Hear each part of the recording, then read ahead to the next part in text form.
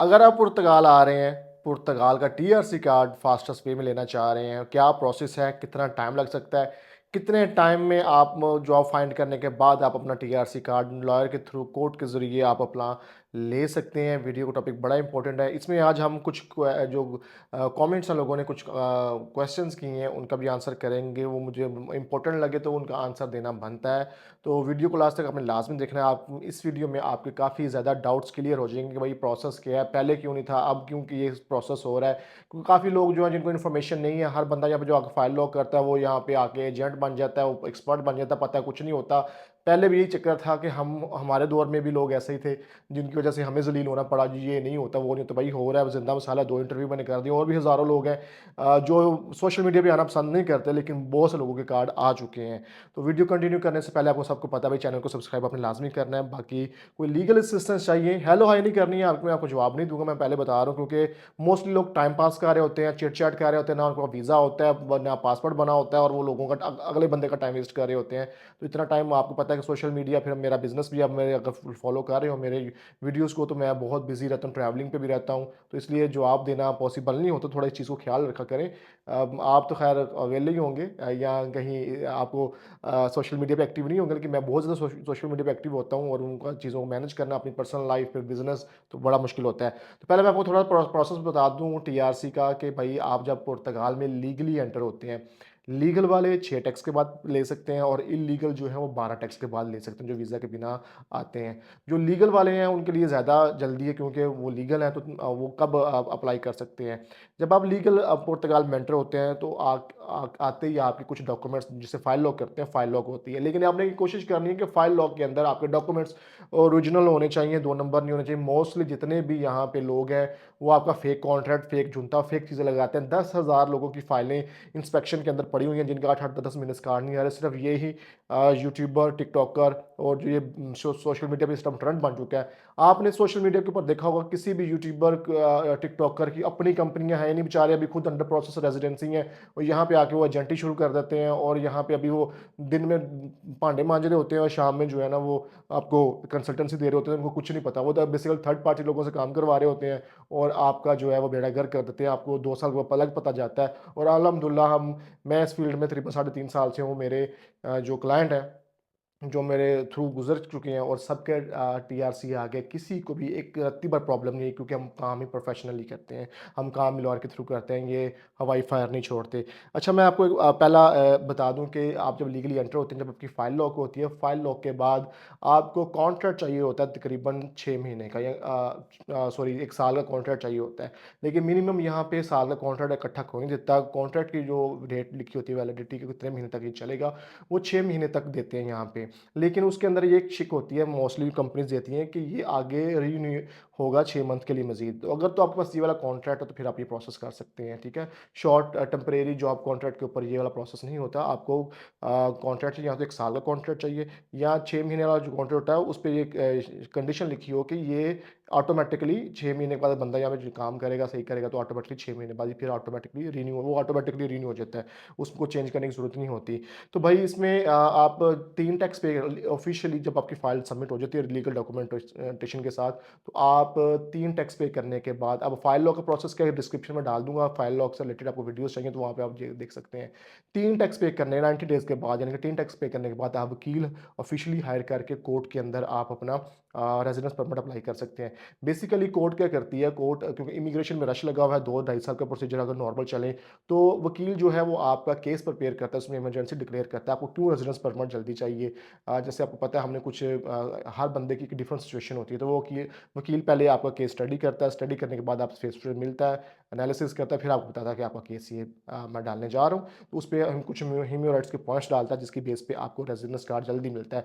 3 tax पे करने के बाद ये 6 टैक्स वाली कंडीशन कहीं भी लॉ में लिखी, सिर्फ लॉ में ये लिखा हुआ है कि आपके पास आपका एक्टिव जॉब कॉन्ट्रैक्ट होना चाहिए, जेन्युइन कंपनी का, ये 2 नंबर कंपनी वाले कॉन्ट्रैक्ट नहीं होते, तो ये इससे आपका वो केस आपका ज़ाया है। वो कॉन्ट्रैक्ट आपके पास होना चाहिए, तो 3 टैक्स के बाद आप अपना एलिजिबल हो जाते हैं 90 डेज़ के बाद। तो केस प्रिपेयर करने में वकील टाइम लेता है, फिर कोर्ट में भी डिसीजन आने में टाइम लगता है, तो ऑलमोस्ट आपके 6 टैक्स चले जाते हैं, तो आपका टाइम सेव हो जाता है। अगर आप 6 टैक्स पूरे करने के बाद आप करेंगे, अप्लाई करेंगे, तो भाई वो आपके 9-10 महीने में प्रोसेस चला जाएगा। तो ये एक एक चीज़ है। तो ये आपको वकील कोर्ट से परमिशन लेके देता है कि भाई इस बंदे ने इतने जो है वो टैक्स अपने जो लीगल लॉ के अंदर है अपनी रिक्वायरमेंट पूरी कर दी है, अब इसको रेजिडेंस परमिट चाहिए, इसने अपनी होम कंट्री जाना है या इमरजेंसी है, इसको ट्रैवल करना ज़रूरी है। तो उस बेस पे जो इमिग्रेशन है वो ऑर्डर करती है कि भाई सॉरी कोर्ट जो है इमिग्रेशन को ऑर्डर करती है कि भाई आप विद इन 20 डेज़ बंदे को कार्ड इशू करें, क्योंकि इसने हमारी कंट्री, क्योंकि जो ये पाकिस्तान, इंडिया, बांग्लादेश या नेपाल की वो अदालतें थोड़ी यहाँ पे केस लटका रहे हैं, यहाँ पे उन्होंने डिसीजन देना होता है जल्दी जल्दी। तो आपको डिसीजन मिल जाता है 20 डेज़ के अंदर, आपको कार्ड रिसीव हो जाता है, यानी कि आपके फिंगर हो जाते हैं, 20 डेज़ के अंदर आपको कार्ड रिसीव हो जाता है। अब इसमें एक पहला कमेंट हम पढ़ते हैं, तो ये प्रोसेस है। पहला कमेंट पढ़ते हैं, भाई ने किया जी, भाई मेरे 6 टैक्स जा चुके हैं, मालिक कॉन्ट्रैक्ट पेपर नहीं दे रहा। तो ये एक इल्लीगल एक्टिविटी है कि आपका ओनर जो है वो आपसे 2 नंबरी कर रहा है। मोस्टली हमारे जो यहाँ पे एशियंस हैं वो 2 नंबरी ही करते हैं, टैक्स बचाने के लिए और ये चीज़ें करते हैं और यहाँ पे मजबूरी का फ़ायदा उठाते हैं। तो भाई टैक्स के आपको अगर ऐसा प्रॉब्लम आ रही है, तो आप फ़ौरन से जीएनआर इनकी पुलिस है या सीटीटी जो लेबर डिपार्टमेंट को डील करता है, उसको कंप्लेन करें, तो इसको लग पता जाएगा ये ज़िंदगी में फिर जो इतना बड़ा इसको फाइन ठुकेगा तो ज़िंदगी भर ये किसी का 2 नंबरी नहीं करेगा। उसके बाद कमेंट है वो आप भाई का है, चीमा साहब आपको लंबी ज़िंदगी दे, थैंक यू सर, बहुत शुक्रिया। मिनिमम वेज कितनी है और मंथली टैक्स शेयरिंग कितना है? ये एक प्रॉपर एक टॉपिक है, इसके ऊपर हम अलग से वीडियो बनाएँगे। इस वीडियो से इसका कोई ताल्लुक नहीं है।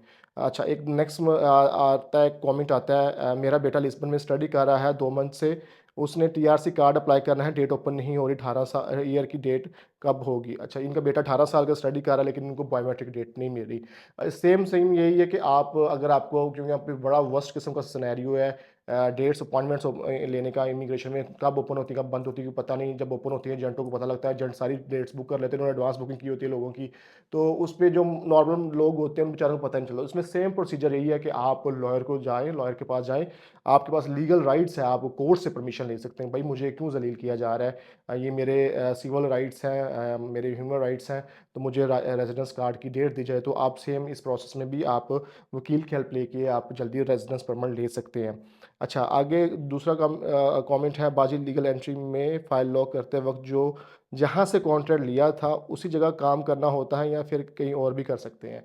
अच्छा, इसमें ये कोई कंडीशन नहीं है कि ना ही आपको यहाँ पे यूरोप में कोई बाउंड करता है कि अगर आप एक जगह पे जॉब कर रहे हैं तो आप उन्हें उसी वहीं पे कंटिन्यू करनी है। आप चाहे 50 जॉब चेंज करो, चाहे डेली बेस पे जॉब चेंज करो, उनको उसके साथ कोई मसला नहीं है, लेकिन आपका कॉन्ट्रैक्ट, आपका काम, हर चीज़ ओरिजिनल होनी चाहिए, तो कोई मसला नहीं है।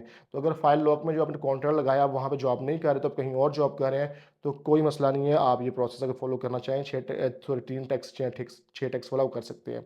अच्छा, एक बड़ा कॉमन सा जो है वो क्वेश्चन एक भाई ने किया है, सर कैसे वकील का नंबर सेंड कर दें और टैक्स 14 टैक्स चले गए हैं और पेपर एक नंबर है जिसमें, अच्छा ठीक है, ये भाई से मेरे साथ शायद बात भी हो गई थी फ़ोन के ऊपर, इन्होंने मुझे इंस्टाग्राम पे अप्रोच किया था। इंस्टाग्राम पे अप्रोच करना है तो आपने प्रॉपर मैसेज लिखना है। तो मैं बता दूँ 14 टैक्स हो गए हैं, बिल्कुल आप एलिजिबल हैं, आपको बल्कि कार्ड मिल जाए, आपको बहुत सारा टैक्स, क्योंकि आपने कंट्री के अंदर कंट्रीब्यूशन किया है। तो ये बड़ा इंपॉर्टेंट होता है, जब आप टैक्स पे कर रहे होते हैं, ये चीज़ बहुत इंपॉर्टेंट होती है। तो आपका ये मेरे ख्याल से इनका मैं सॉल्यूशन बता दिया था। वही बात है कि आपके फ़ाइल के अंदर जो डॉक्यूमेंट्स लगे हैं वो ओरिजिनल होने चाहिए और आपके टैक्स जेन्युइन जाने चाहिए। और बाकी जो तीसरी बात है, अगर वकील का कॉन्टैक्ट नंबर या माँगते हैं ये लोग सोशल मीडिया के ऊपर, यकीन करें, हम सोशल मीडिया के ऊपर लोगों ने हमारी जान खाई होती है। मैंने कई लोगों को, जब मैंने इंस्टाग्राम पे वीडियो अपडेट की, लोग पाकिस्तान, इंडिया बैठे हैं, वकील को फ़ोन कर रहे हैं, तंग कर रहे हैं। तो उन्होंने कहा, भाई यार कि क्या कर रहे हो, हमारा नंबर ना किसी को शेयर करें, लोग फ़िज़ूल में तंग करना शुरू हुआ। ये चस्का पार्टी ना, प्लीज़ इस तरह के काम किया करें।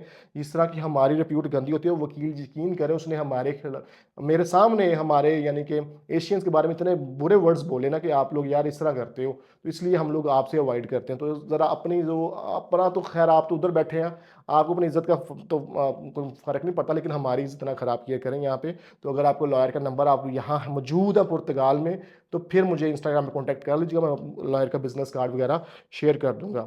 आगे कमेंट है, baby born in Portugal, parents don't have TRC, no we need baby citizenship and parents TRC, please help me. ये भी एक डिफरेंट टॉपिक है, इसके ऊपर मैं अलग से वीडियो बना दूँगा, लेकिन बेबी की सिटीज़नशिप के लिए आपके पास 12 महीने का प्रूफ होना चाहिए, ठीक है?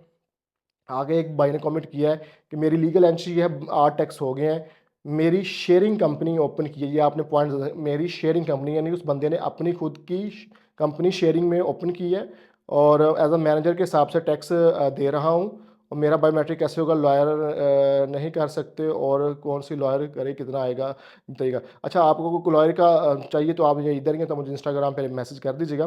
मैं आपको बताता चलूँ, बिल्कुल आप एलिजिबल हैं। अगर आप पुर्तगाल में आते हैं, आप अपनी कंपनी ओपन करते हैं और अपनी कंपनी में एज अ मैनेजर या डायरेक्टर काम कर रहे हैं और अपना उसके ऊपर टैक्स पे कर रहे हैं, तो भाई आप सेम राइट्स रखते हैं लेबर के, क्योंकि आप अपनी कंपनी के अंदर एज अ लेबर भी काम कर रहे हैं, तो आप अपना टैक्स पे कर रहे हैं। गवर्नमेंट को टैक्स चाहिए, तो आप जब टैक्स पे करते हैं तो आपके पास इक्वल राइट्स होते हैं, तो आप बिल्कुल अप्लाई कर सकते हैं। जैसे मेरी दो कंपनियाँ इस टाइम जो रनिंग है, तो मैं दोनों कंपनी में मैनेजर हूँ, मैं दोनों कंपनियों से सैलरी ले रहा हूँ, ठीक है, और उसके ऊपर टैक्स पे कर रहा हूँ। तो आप बिल्कुल कर सकते हैं।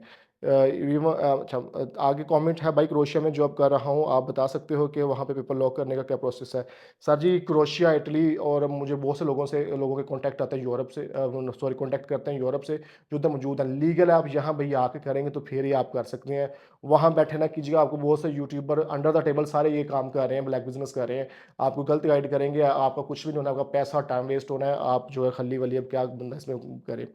अच्छा, फिर वही बात है, जो कमेंट अगला भाई पूछ रहे हैं कि लॉयर का कॉन्टैक्ट नंबर और वो बता दें। भाई लॉयर का कॉन्टैक्ट नंबर चाहिए आपको तो आप मुझे इंस्टाग्राम पे कॉन्टैक्ट कर लें। पूरा हेलो हाय ना कीजिएगा, मैं जवाब नहीं दूंगा, पूरा मैसेज लिख के आपने करना है। तो क्या आपको क्या हेल्प चाहिए, क्या नहीं चाहिए, तो मैं आपको रिप्लाई ज़रूर करूँगा। बहुत से लोगों को रिप्लाई किया है, लेकिन लोग भी ऐसे भाई अफलातून है कि वो एक कमेंट नहीं करते भाई की वीडियो के नीचे कि भाई आपने हमें रिप्लाई दिया, बहुत शुक्रिया आपका, ठीक है। लेकिन वो तंग करेंगे डेली बेस पे, तो मैं उस पर वीडियो भी बनाऊंगा, मैं दिखाऊंगा कितने लोगों को रिप्लाई किया और कितनी लंबी चैट्स हुई हैं लोगों को, फिर भी कोई एहसास नहीं भाई का। तो वीडियो को लाइक शेयर कमेंट लाजमी कर दिया करें, ताकि आपकी वीडियो शेयर करने से या कमेंट करने से मेरी हौसला अफजाई होती है, मोटिवेट होता हूँ। तो इस तरह इंशाल्लाह इन्फॉर्मेटिव वीडियो लेके आया करूँगा। मेरे चैनल के ऊपर जो आपको वीडियो इन्फॉर्मेशन मिलेगी वो किसी के चैनल पर मिलेगी, आप ये देख लीजिएगा। एक भाई मुझे कहते हैं, भाई मैं एक भाई के साथ एक यूट्यूबर ने फ्रॉड किया, उनके मैं 1 मिलियन यूरो इन्वेस्ट करना चाहता हूँ। पहले आप ये सोचें, क्या वो जिस बंदे से आप रब्ता कर रहे हैं, जैसे यूट्यूबर टिकटॉकर से आप रब्ता कर, क्या उसकी इतनी वर्थ है कि वो आपकी तरह 10,000 यूरो भी इन्वेस्ट करा सके? शेयरिंग पे वो खुद रह रहा है, दिन में वो बर्तन मांज रहा है और सड़कों पे खड़े होकर वो अपने की वीडियो बना रहा है, जिसके अपने पास अपना जाती घर नहीं है यहाँ पे, वो आपकी क्या हेल्प कर सकेगा या आपकी वो क्या इन्वेस्टमेंट करवा सकेगा? थोड़ा खुद भी इन चीज़ों को जज किया करें कि भाई क्या मामला है, क्या नहीं। जिनके पास अपना घर नहीं है, स्पेस नहीं है, बेड स्पेस पे वो रह रहे हैं, 10 बंदों के अंदर झूम रहे हैं, बुरी बात नहीं है, लेकिन मैं आपको बता रहा हूँ, एक आपको मेरा काम है आपको एजुकेट करना, कि आप ये चीज़ें देखा करें, खुद एनालिसिस किया है ना कि आप बंदा हम इस वर्थ का है कि हम इससे अपना काम करवाएं या ये हमारे काम आ सकता है। तो बजी ये इन्फॉर्मेशन थी आज की। आपके जो कमेंट्स जो इंपॉर्टेंट मुझे टॉपिक लगे, मैंने कहा एक ही वीडियो में कवर कर दिया। अपना बहुत सारा ख्याल रखिएगा, मिलते हैं नेक्स्ट वीडियो में एक नए टॉपिक के साथ, एक नई इन्फॉर्मेशन के साथ। जी, अपना बहुत सारा ख्याल रखिएगा। अल्लाह हाफिज़।